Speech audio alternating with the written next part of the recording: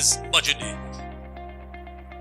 And a country waits almost with bated breath to hear what will be in that budget document.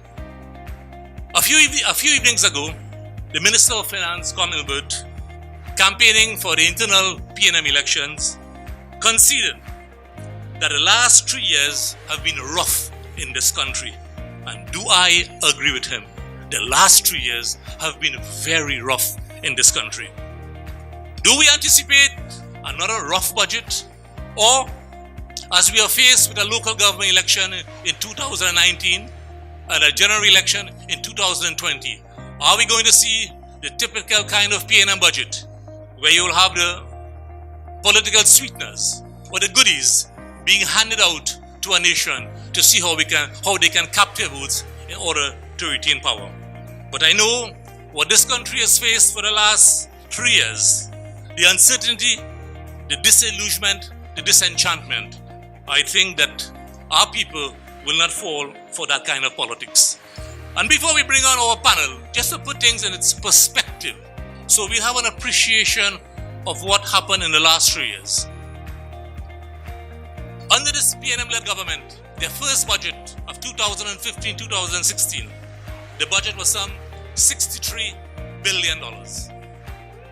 The next budget, 2016-2017, $53.4 billion. And this current budget of 2017-2018, $50.5 billion. When we combine that, we get the nice figure of some $167 billion spent in this country for the last 3 years. And if you ask just about any citizen, where did that money go? And again, just to bring it in its context, the last budget was projected on oil at some 52 US per barrel. As of yesterday, the price of oil closed at some $70, or actually $71 a barrel. The price of gas was based on $2.75 per MMBTU. The prices remain constant, and as a matter of fact, as of yesterday, it closed at $2.82 US per MMBTU. So the point is, the price of oil has remained very well. As a matter of fact, over the last year, on the international market, the price of oil has increased by some 40%. But what we plan to do now, as it is said, all politics is local. So what we like to do, we like to invite Alderman Kazim Ishmael to come and tell us. He serves in the Tunapuna Piarco Regional Corporation, and to come and give us a sense of what is happening at the Tunapuna Piarco Regional Corporation. Because, Alderman, as we walk the streets, people tell us garbage is left, not even picked up. These are key functions of the local body. So we'll give the Alderman the opportunity to address some of the local issues facing us here in this region. I could tell you as it is, because being at that regional corporation and experience and seeing what is taking place, this country have to be worried by the kind of money that has been allocated, released, and no work being done.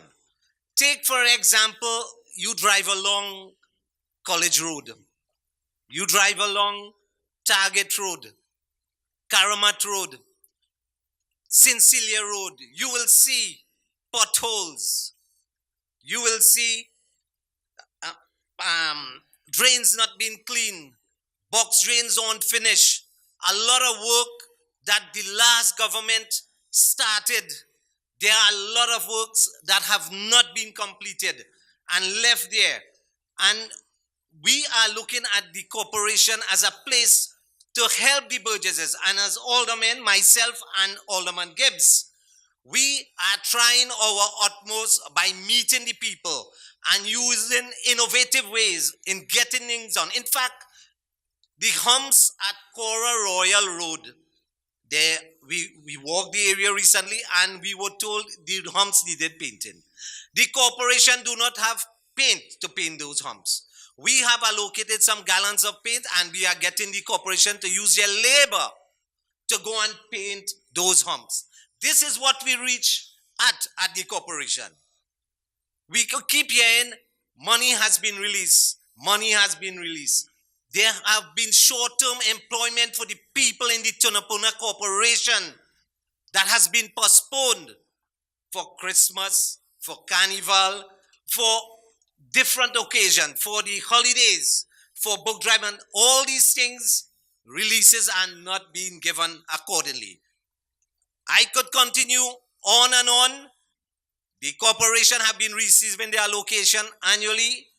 Releases are not being given. Where are those extra money going? I want to find out exactly where the money that have been allocated for this corporation being sent to or being utilized. Because the people, it is not being trickled down to the people, and I'm hoping that someone can answer that question. Thank you very much. At this time, we bring on a big man, a main man in the region, in the Tunapuna Piarco Regional Corporation.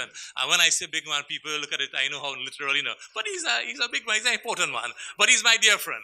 And I want to invite Alderman Kevan Gibbs to bring some remarks. Good evening, everybody. Alderman can't help himself with the fat jokes, but we'll move on. I was planning to have a little speech written here, but because of time and it's getting late, I think I'm gonna move past the speech. All right? I just have just a few words I want to say. Just last night, meeting with the chairman of the party, he asked about the name of this meeting, Prosperity for All. It's like, well, how come? And he reminded me actually that in 2014, our Minister of Finance, Larry Hawaii, had a budget called Sustaining Growth and Securing Prosperity. That was at a time when our economy was doing well. We were under the leadership of Persad-Bissessar, and under her leadership, she understood one very important and critical thing. If you're doing a national budget, it has to come from a point of view of helping people. Dr. always want to get up every day and just complain and say, well, we don't have enough money, so we have to take away this, we have to take away people food card, we have to take away, people jobs, shut down Petrotrin. Why? Because we don't have enough money. But that is not leadership. Leadership, the critical word in leadership is taking care of people.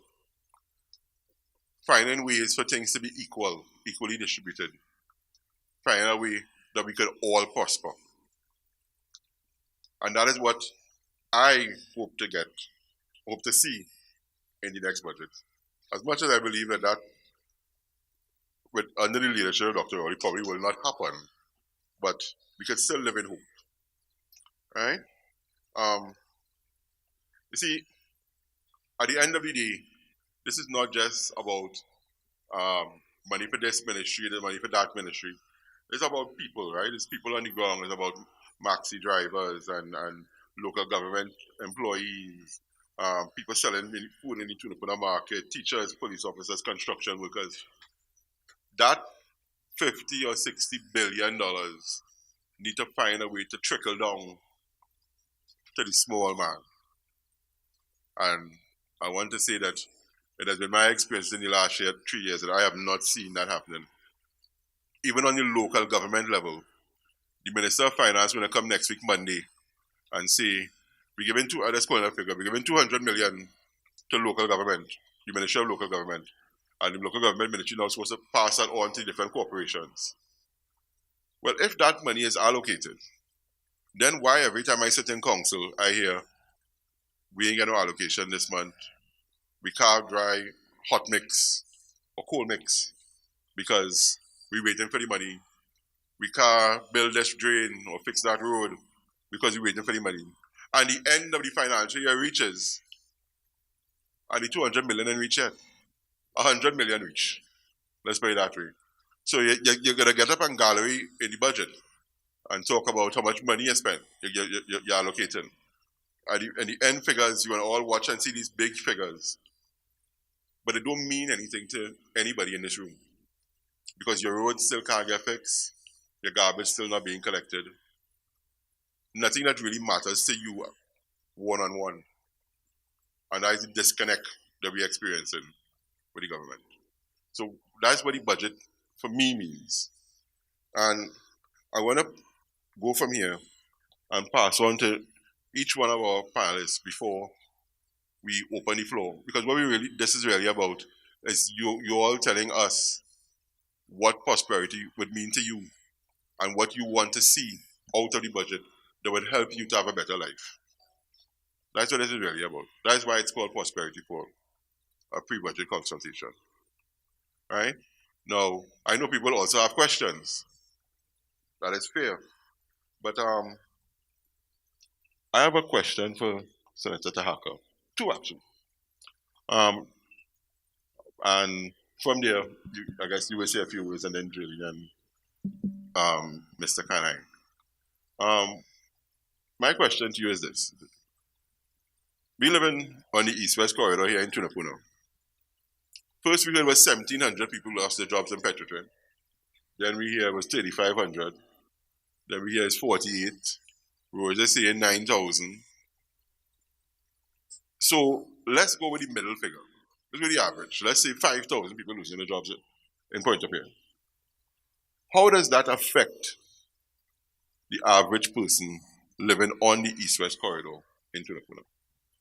And my second question is, just for the edification of everybody in the room, I also wanted to tell us, when the government says they're giving a corporation 200 million, but they actually only send 125 million, where the other 75 million? Well, to answer the question on Petrotrin, it's simple, but it's complicated. The simple answer is, we live in one space. South does not exist separate from North and East. And then, good night, everyone. I have to be, I can't leave my manners in Point Fortin and come to Tunapuna. So good night. So we don't live in silos. So South is not separated from Port of Spain. I came from Point Fortin. I could go from Point Fortin to Tunapuna twice in the same day and go back to Point Fortin. All right. South does not exist separate from North. East does not exist separate from South and what have you. So if you have a store on the East-West corridor and there are many persons who are losing their jobs in South, that will affect you. And the actual number of employees is about 9,000 because 5,500 is temporary and full-time. And then you have about 3,000 plus who work for contractors whose main employment is from Petrotrin. So that's about 9,000. Then, of course, those persons have spouses, either wife or husband or whatever. So that you double at one time. That is 18,000. Because if there's less money in the house by one person being laid off, then, of course, you're depending on less income. And then, if you take an average of a family of 3 dependents for those two parents, you have 45,000 people, 50,000 people being affected directly. So, children also have a purchasing power. When they come from South to go to the mall in Trin-City and buy stuff, or they come on the East-West corridor because they may have children going to UE, all right, and they'll buy stuff on the East-West corridor from stores and so on in Tunapuna, because when I went to UE, I'm from South, but I'm spending all my money, and well, at that time it was my parents' money, in Tunapuna and St. Augustine. So there's less money in general, and that could affect employment possibilities for persons on the corridor as well.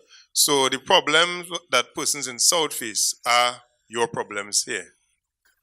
Well, if we have to keep the narrative going subject to the questions you posed to the Senator, I'll start with the last one you were talking about first. Relative to where does the money go? Sometimes many things could cause the money to go back, because you're talking about, if there's an allocation figure of 200 million, and 125 is spent, where does the money go? That's what you said, okay. Some agencies are not configured to really spend the money effectively or efficiently.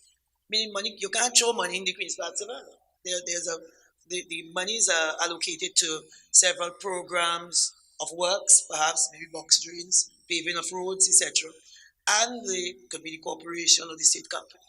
They are not efficient in terms of how they put together the You take something that is narrative and you build a project, and then you go to the procurement process, and there's where you get to expend the money, right? But without that, the money stays back. So in many instances, it could be inefficiencies within the system. It also could be grand charge, because the government just say, "Oh, you want to do this because it looks good and it sounds good." So let us just say, with Petrotrin, can just continue where the senator was. You have these. He spoke about the number of direct jobs, indirect jobs, the impact on the national community as a whole.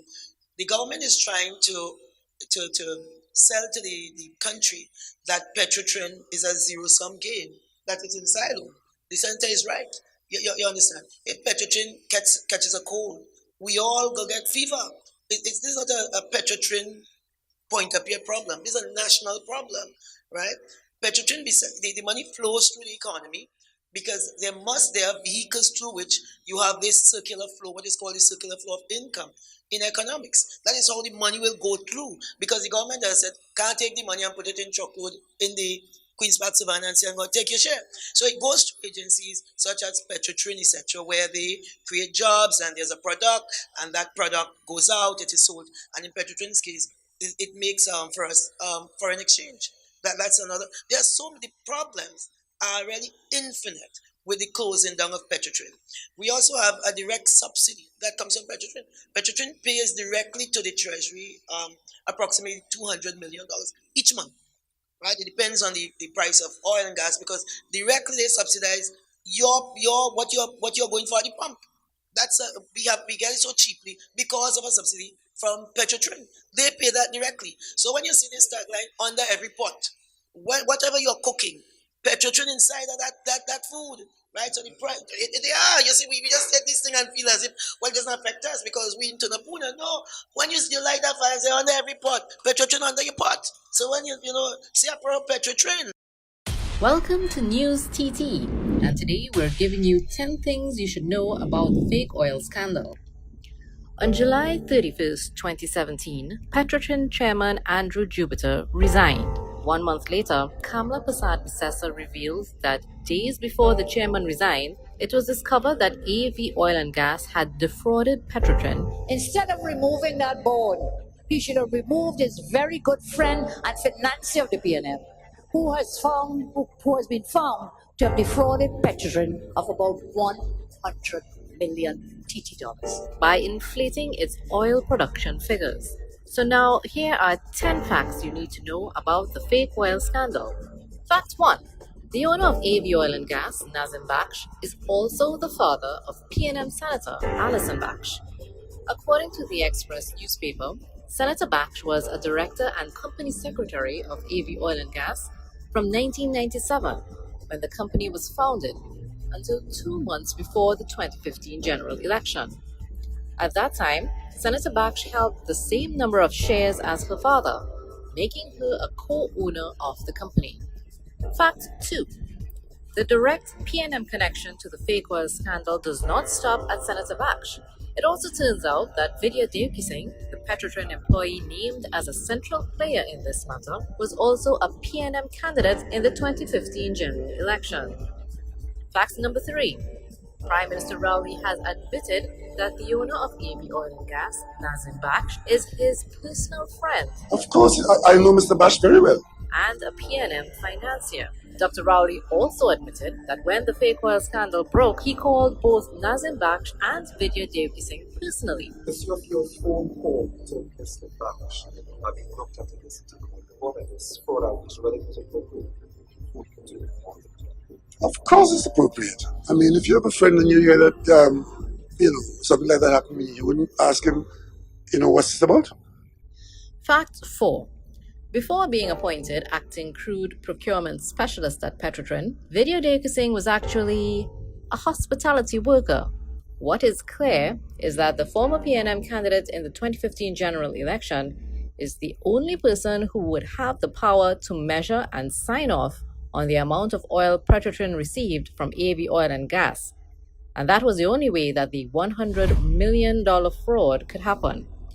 Fact 5. Another player in the fake oil scandal who has connections with the PNM is AV Oil and Gas Drilling Manager Nazir Ali. Back in 2002, Energy Minister Franklin Khan and Mr. Nazir Ali were both employees of the venture production company. Ironically, the daughter of Nazir Ali, a Miss Sherry Ali, was a former temporary PNM senator and a PNM councillor in San Fernando.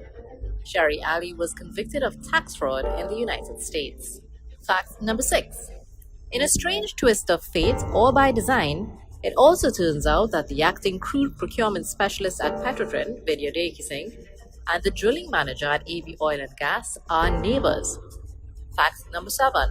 Nazim Baksh and his son-in-law Billy Ram Sundar were charged for a brutal assault on Guardian photographer Christian De Silva. Interestingly, Billy Ram Sundar is a police officer and husband of PNM Senator Alison Baksh. Fact number 8.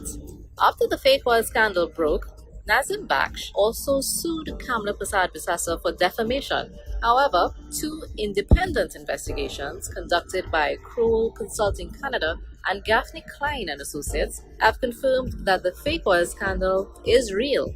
It was only then that the former co-owner of AV Oil and Gas, PNM Senator Alison Baksh, was forced to resign. Fact 9. After months of ignoring calls for him to resign, Vidya Devkising was fired in January 2018. Fact number 10. The reports coming out of 2 independent investigations into the fake oil scandal was sent to the Director of Public Prosecutions for advice since November of last year, and nothing has been heard of it since. To date, neither Attorney General Faris Al-Rawi nor Minister of Everything Stuart Young has made any effort to follow the real money siphon to strengthen the case against the company. As a matter of fact, they have both been strangely silent on the issue.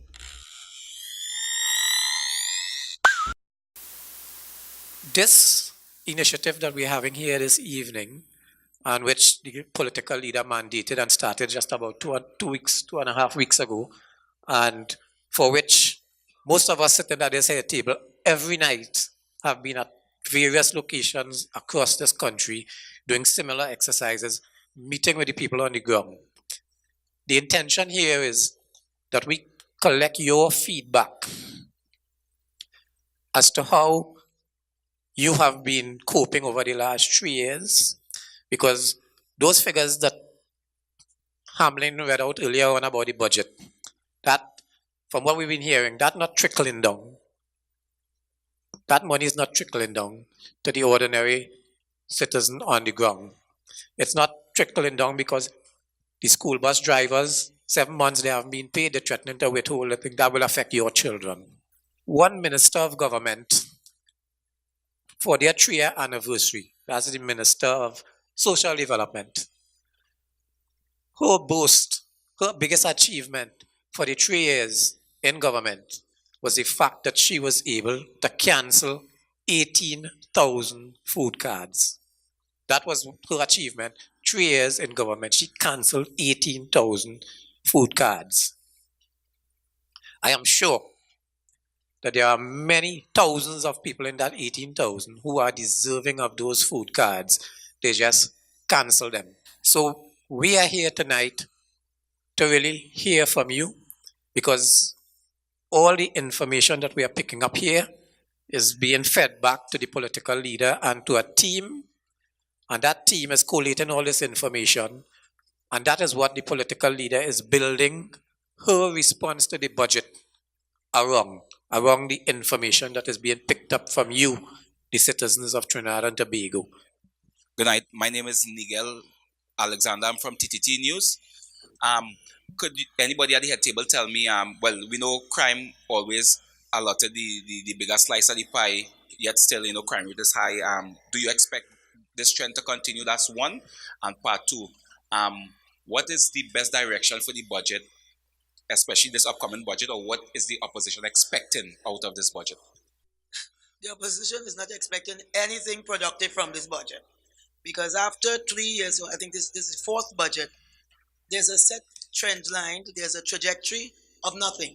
All right, so this is a going nowhere, doing nothing, garbage budget again.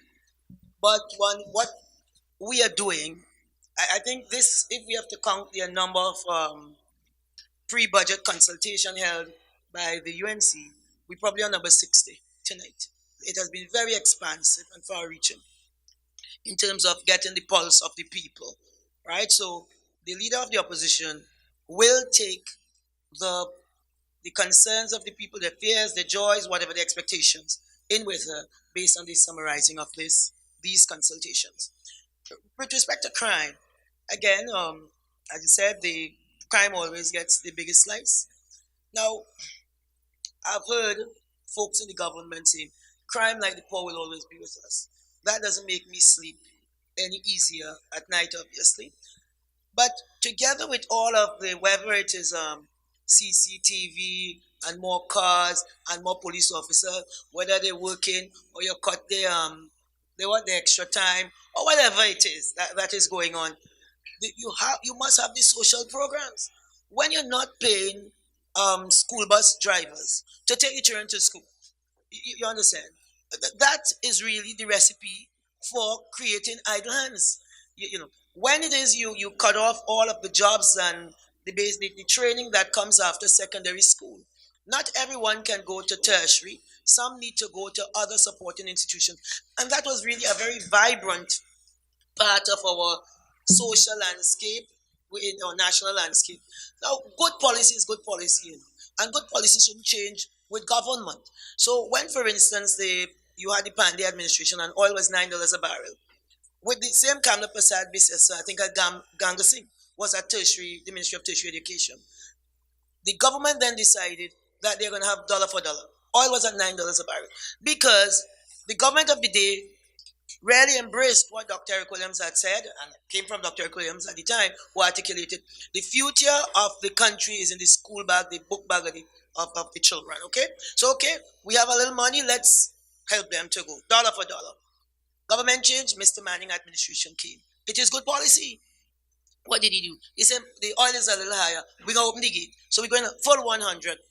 That's good policy. What does Kamla Persad-Bissessar came? She expanded that gate program and expanded all of these institutions.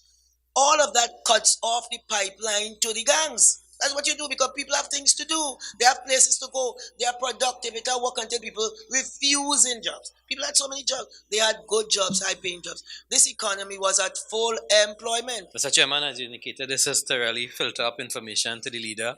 One area I want to ask that go up is the issue of the property tax. Since the matter was ventilated in the court, a number of people have contacted me over the months, so up to Friday, and I've tried this over and over and it has worked.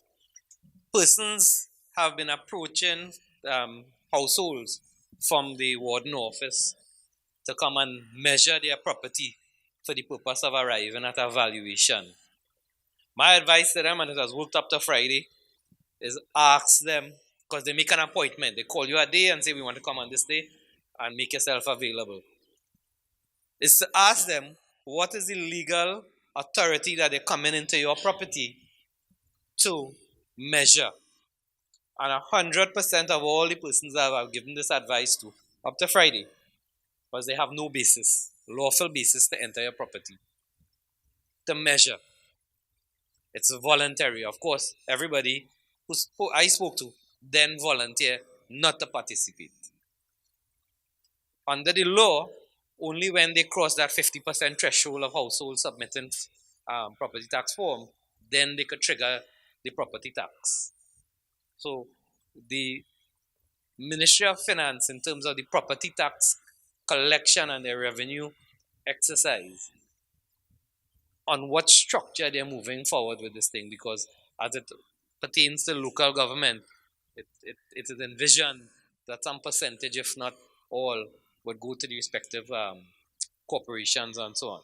So there's a need for some sort of clarification for the property tax, because my sources in the Ministry of Finance have indicated that if you decline, they will then ascribe a high value to your property, arbitrary and capriciously, and which you could then appeal and carry it further. But that needs to be explored. So good afternoon. My name is Jonathan Bagan. I'm here representing two organizations.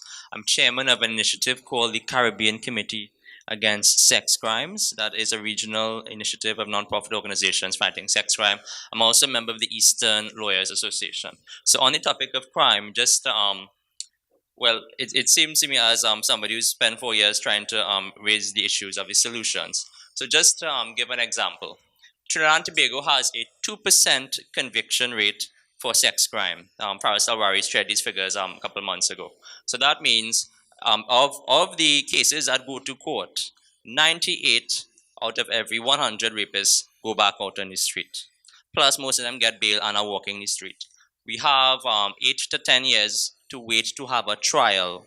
So I have actually had to track, there's a particular pedophile who is a martial arts teacher. He's out on bail. He raped three teenage boys. And he keeps setting up martial arts schools all around the country and offers discounts to children. So we have a very serious problem with, he's a karate teacher and he offers special discounts to children. He keeps changing his name or going under fake names. So this is one of my areas of specialty. So the solution for this, among other things, the Children's Authority, as an attorney, every time I try to refer a case to Children's Authority, they take months to refer. They only intervene when it reaches Facebook, newspapers, or it's some extremely heinous situation. So the budget-wise, the funding for the Children's Authority needs to increase dramatically to really deal with what we have on the ground. Just as an example, again, the Caribbean is cited to have the second highest rate regionally of sex crime in the world outside of sub-Saharan Africa. So I'm here to raise these issues to help defend the rights of victims. A second solution to crime, I wouldn't call his name, a member of the Law Association, very senior member. The DPP's department has, I believe, 30 attorneys working for it. These 30 attorneys are in charge of all of the criminal prosecution in the entire country. And the DPP has always been asking for more funding, and to my knowledge, has never gotten an increase in budget. So I've been told that it will take 90 more attorneys, plus the 30 to really meet demand. So the reason why we have criminals roaming the streets out on bail for 5 years, 10 years, is in part because they don't have enough lawyers to prosecute crime. And there are tons of lawyers being pumped out of law school who have no jobs for years, who could easily take those jobs. So no lack of manpower, lack of funding. So that would definitely help the crime situation. Last point, regarding the Eastern Lawyers Association point, the courts, the Arima and Sangre courts, I believe we had 3 prisoners escaped in the last year because they're so poorly constructed. Both courts are fire hazard.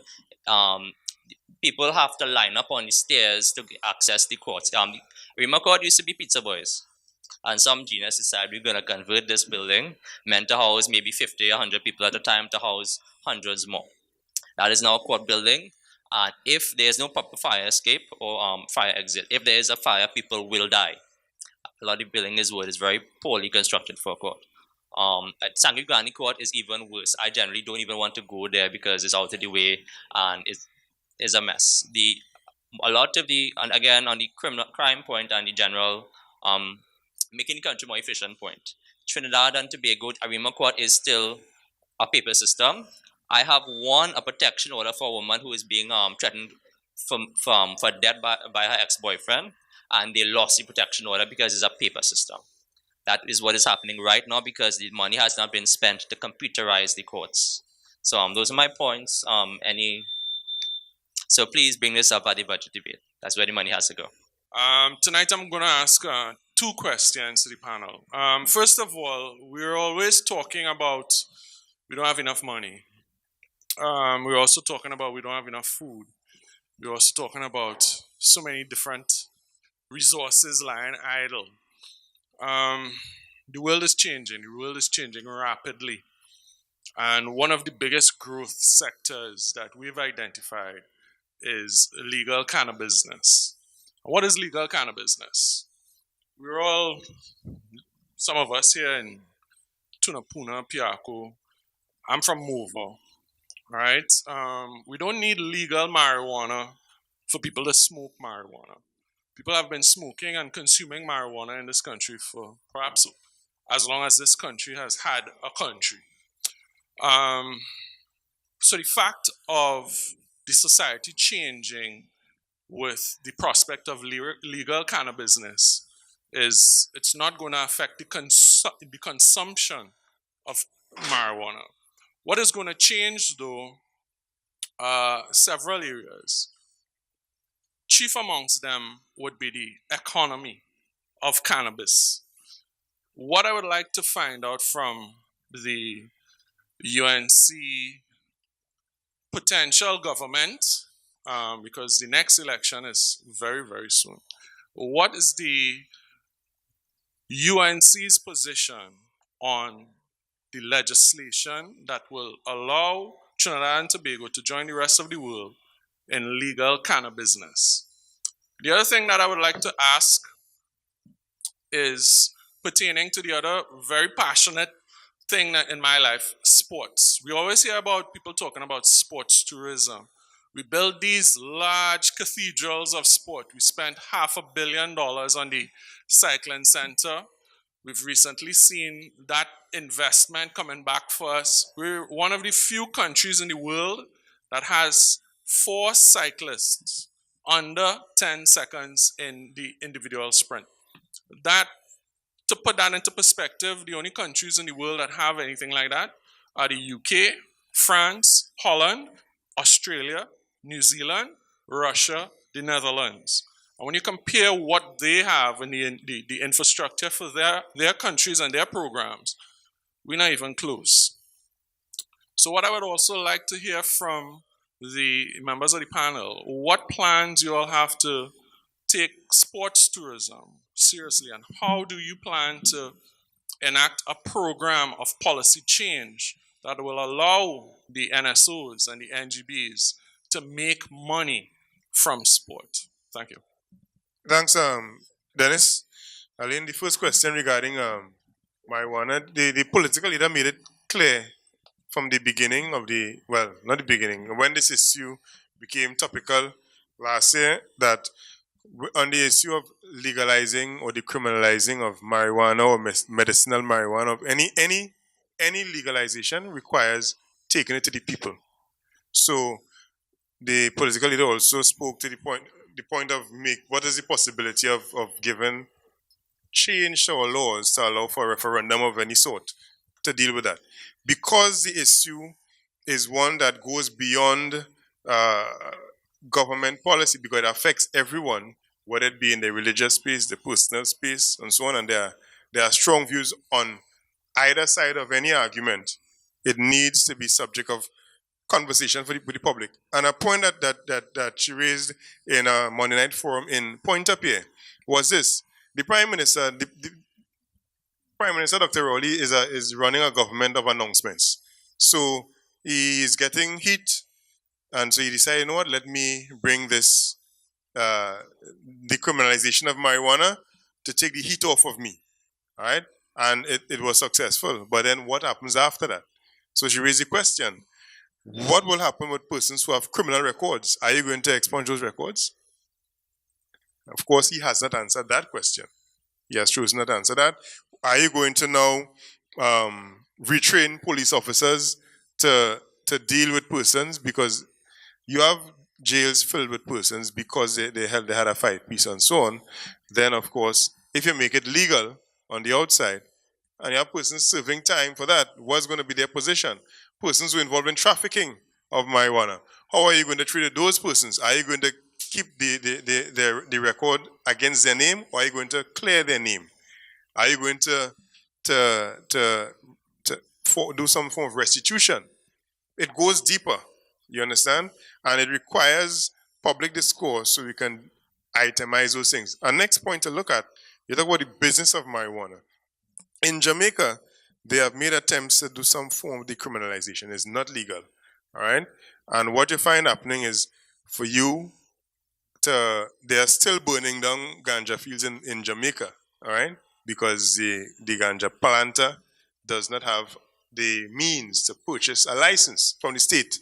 So even though they did something which is supposed to have grassroots appeal, what it has done is furthered the gap between the rich and the poor in Jamaica. Because let's take a simple example, the decriminalization of alcohol, can't say it's legal, because if I start to make babash in my backyard, I'm making a jail, right? So it's not legal, all right? You need a license to even manufacture it.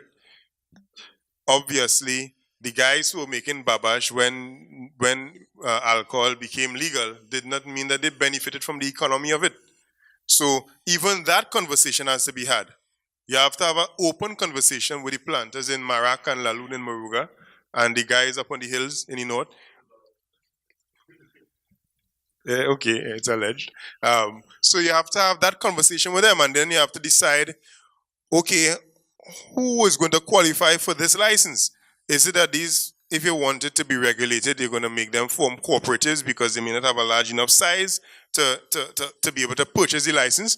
Are you going to offer them the first option and reserve licenses for them? It is not a simple question. And because the society is a polarizing thing, because there are persons who would have lost family members because of probably a black cigarette, you need stringent laws and enforcement to give people confidence. It's not an easy topic, and it requires consultation with the people and some mechanism to get persons to be able to say yes, that they want it at this time in Trinidad and Tobago. Yes, on your other question on the tourism trust using sport.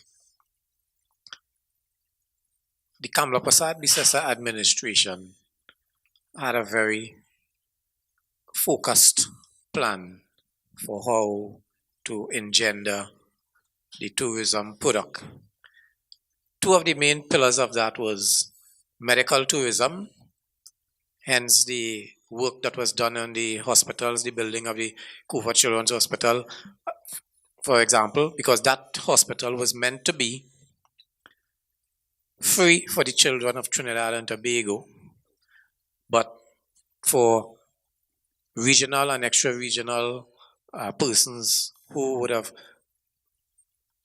accessed the services of that hospital, there would have been a cost to pay. So that was what part of the initiative for medical tourism. In the area of sport, you can see it, you can touch it, you can feel it. We built the aquatic center, the tennis center, several other facilities that were built during our time, all meant to encourage sport tourism. And we've had international teams coming here and using those facilities since, and commenting as to the first class level at which those institutions and those facilities were built. It was all part of the tourism trust to develop tourism in Trinidad and Tobago. I can assure you, when Kamla Persad-Bissessar and the United National Congress returns to government in the very near future, we will return to those initiatives because that is the way the country must go. You've asked how things have been in the last 3 years. A lot of my clients have found themselves in great difficulties when it comes to paying their legal fees. And because legal fees, as you know, aren't particularly low to begin with. But I, to myself, have found myself having to extend discounts, have done pro bono work, things of that nature, just to allow legal access to people who would otherwise not be able to afford it and they have legitimate cases. That's the first thing. The second point is I have not yet heard, and perhaps I've missed it, with respect to Petrotrin, the impact that this is likely to have on our economy in terms of the fuel subsidy, the sourcing of fuel, the vagaries of the fuel price. It seems to me, not as an economist, but it seems to me that this is along the order of magnitude that the closure of CL Financial could have had. So why is it not that a similar approach has been taken to Petrotrin as CL Financial? Thank you.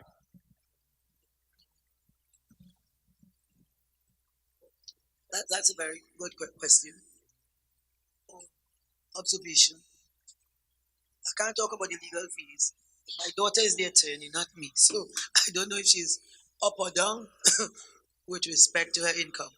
But the government does not know what the impact of the closure of Petrotrin will be. Because they have done this the way they have done everything else in an ad hoc manner. They just had an idea, somebody talked about it somewhere, and they decided we are going to do this. I think now that they are all in, they can't pull back. Okay, but there will be, we have spoken about some of the impact of it. I think no one knows, and it is the reason I think somebody made the point. They started because it's always a con job the OWTU calls it. You know, for whatever reason, I think maybe they started with the objective. Whatever the objective is, they had an end point, and it's a dark end point. It has nothing to do with economics, it has nothing to do with finance, it has nothing to do with anything else that I think we are interested in as a country. So they started with the end game. What are the objectives?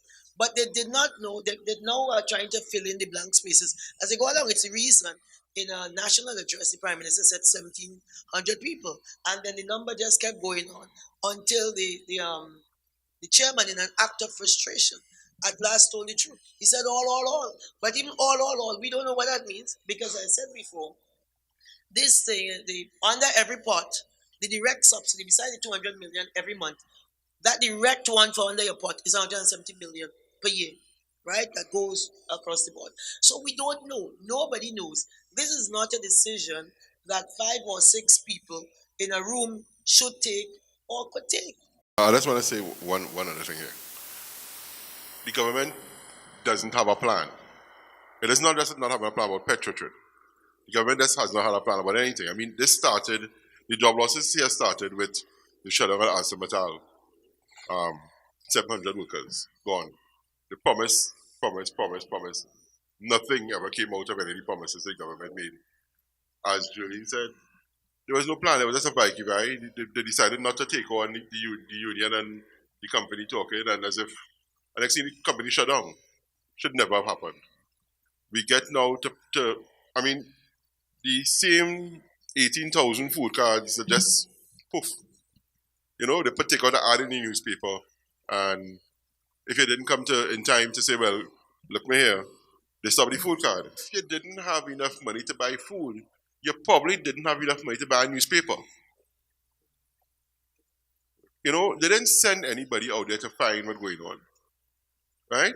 And this has been going on over and over. The government doesn't have a plan. They just wake up one morning, either rowdy, they just shut down TDC. There was no plan as to what was going to happen next. Right now on Maracas Beach, people are fighting for space with people with these beach chairs. Right? They order you that you have to take the beach chair. Do you know why that is taking place? Right now, nobody is running Maracas Beach because Maracas Beach fell under the TDC. So now the ministry is trying to manage it, but she admits that they don't have the resources to deal with it, and they have to wait until the government decides to set up a new tourism company. One morning, Kate Rowley got up and decided to shut down TDC. And now we have people fighting over beach chairs and Maracas. That's just to tell you how there's no foresight.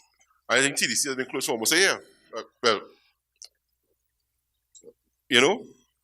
So it doesn't stop at one spot.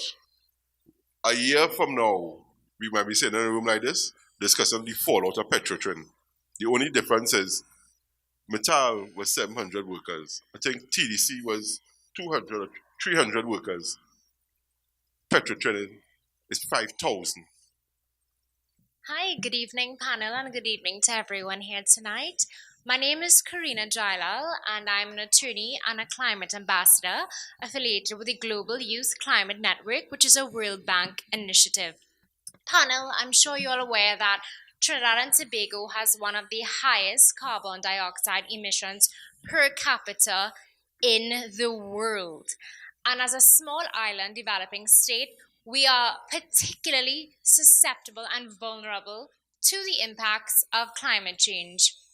I hope you'd agree with me, panel, that this is an important issue and much more needs to be done. Chairman, you asked how have we been coping the last 3 years? Well, it's been hot and progressively getting hotter in this country and the world. So in this context, I would just really like to know what solutions you have to offer to address this issue which impacts on our nation and the entire world. The party, out of government and in government, pay particular attention to and will take whatever measures we can take here, first of all, to protect our citizens here in this country. You see the amount of flooding it have every year. They blamed us for building box drain. They call us the box drain government. But this is an island, and we need drainage. Once we get into government, we will continue all those initiatives, as I told the gentleman there, all those initiatives that were started. We had in our last manifesto of 2015, 2 initiatives. One was called the Blue Economy, which was to deal with the water resources of this country. The fact that we are an island and we're surrounded by water, there is an economy to be harnessed there. We also had in our 2015 manifesto an initiative called the Green Economy. And the Green Economy was to deal specifically with the issues that you speak about. This point I'm making concerns, reform of the local government system. I know for a fact that Mrs. Manning, when she was there, she had a big, huge, whatever, consultation and people and green and blue and red and all kind of people. I think Dr. Ramchan had one too, Dr. Rambachan. And I am only hoping that while the party has asked budget, that they start to ask beyond the next budget. Because the point at which the precipice is close must be dealt with, and we must prepare so that we don't go down in the precipice. Because while the present government might be doing that, is all of us will go down. All right, bye. I want to say that I have two councillors in this room tonight. As a matter of fact, there were 2 PNM councillors that promised to come to this tonight. I want to say that when I ain't calling no name, right? But when they speak to them privately, they too are equally frustrated as the councillors here tonight with the lack of resources and the supposed promise of local government reform. I mean, the Rowley government ran a big part of the general election promising local government reform. They outlined exactly what they want to do. They have a full chapter of it in the manifesto, right? Then a year later, we had a local government election. Well, that entire campaign was based on one thing. I think anybody that was watching TV at the time will remember the ads. All they spoke about was local government reform. I will also jump on the box and tell you that they promised all of the candidates that went up as for the PNM that they were going to be full-time and not just part-time. Because I don't know if anybody knows this. A councillor is basically a part-time employment. It's not really even a salary. You got a stipend. Right? So really and truly, what the 10 years, you need to find a job, but you need to find a job where you don't have to go to work 6 days a month. Where it's okay. Your boss said, no problem, you could not come to work for 6 days a month for the whole day. And in between that, also, well, actually, it's even more than that, because every week you're also supposed to have an office day. So it's only 10 days a month you're not going to work. Right? So either out of 20. Yes. Good point, Clarker. Right? You don't come with no holidays, you don't come with nothing. But the point is, they promised them that by now they were going to do it. So if they don't even deliver to their own candidates, because we are not at any the legislation that hasn't even been laid. Hasn't been laid? Well, I was only 8 months, but I don't think the thing is nothing is happening. The thing is promised. Normally there's a legislative agenda. They get to see the bills they plan to bring. There's a legislative agenda, so you get to see the bills they plan to bring. There's nothing. It's not there. And the third session is coming in next week, Thursday. Well, I say I could almost bet you that next November is when the local government election will be due, and Dr. Raul will be on a platform promising local government reform and promising people that you will have councillors that work in fair around the clock. Councillors, the quality of our councillors, that is one of the reasons local government is working.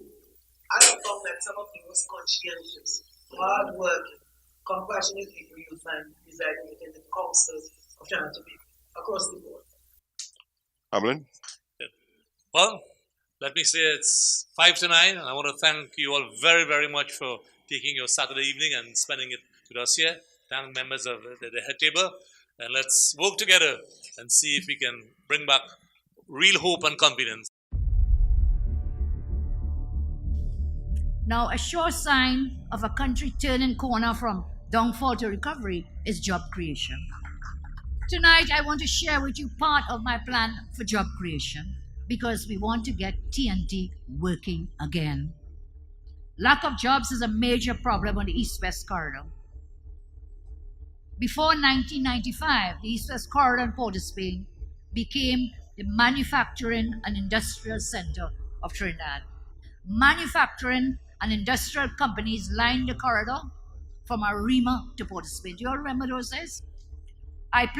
We plan to designate the East-West corridor as a special growth pole. There is a highly educated and skilled workforce in place. They just need jobs.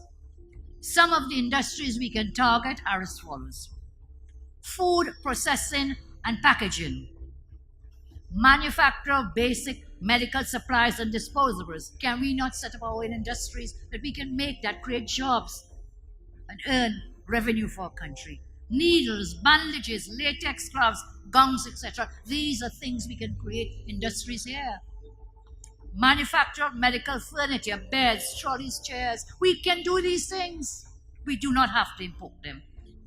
We can look to a foundry for precision casting of primary component parts for use in secondary assembly industries. We can get into glasswork for manufacture of paints, household glassware, optical lens, component parts for secondary assembly industries. Manufacture of simple household equipment, electronic assembly, e-waste recycling. And this is disassembling computers, printers, etc. to get back to reusables. We have mountains of e-waste that is just waste and cannot really be as biodegradable. We can recycle these, take out the good parts and use them. Countries are actually paying for other countries to do this, and then you can resell the recycled parts that you get. Another way to create forex and, of course, to create jobs. How can we do it? You know how? The first thing we would do is to lower taxes. When we have such a high tax rate, people wanting to invest in these industries and in others, what will they do? They will go to a country where the tax rate is lower. Do you know the United States has a corporate tax rate of 22%? What is ours? 30 and 35%. We exempt property taxes for these businesses that are starting up, the new ones that will be creating jobs. We increase customs duties on imported products that we want to manufacture, yes? We have to protect our manufacturers. The rest of the world is doing it. A UNC government will protect our manufacturers. We will then look to a tax write-off on capital expenditure and investments in plant, in machinery, in building.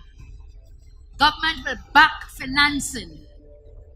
Government will back finances for local companies wishing to establish these manufacturing industries on the East-West corridor to create the jobs.